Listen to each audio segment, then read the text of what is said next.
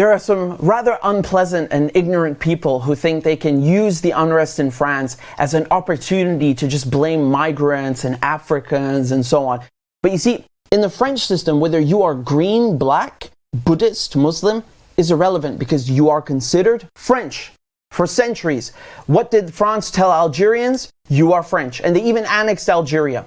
Africans and Arabs, whose grandparents even fought in the French army in World War I and World War II, they are French. So there's no distinction here, except in the minds of racists and extremists. And when the football team, which is full of Africans and Muslims, wins the World Cup, I don't hear them complaining then.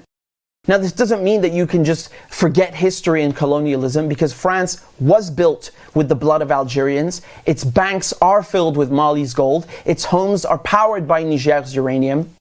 Do you really believe that half of France is on fire right now because of some migrants? This entire issue was sparked by the police. They shot dead a 17-year-old boy and then lied about it. That is insanity. That is cruelty. And back in 2005, people also rioted. Why? Because the police again killed 2 teenage boys. These incidents just keep on happening, but this time it was captured on video, and that's why people are fuming. But Macron goes to his Elton John concert, and then he blames video games for the protests. Video games!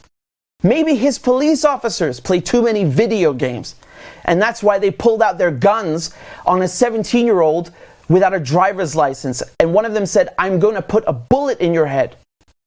Macron now wants to ban sensitive content on social media because it's embarrassing for him. But dare Iran ban Twitter or Egypt cut off the internet, then Macron and the West will spring into their usual chorus of that's censorship and that's a dictatorship, no freedom of speech.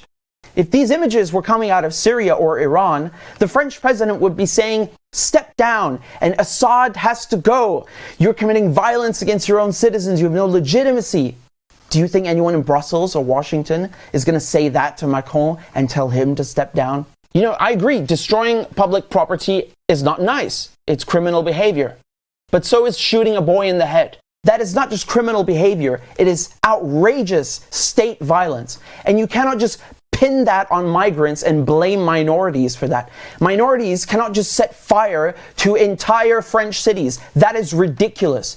This is an attempt to veer away from the core issue and just blame minorities. And what many of these racists and extremists don't tell you is that this anger in France has been fermenting and accumulating for years.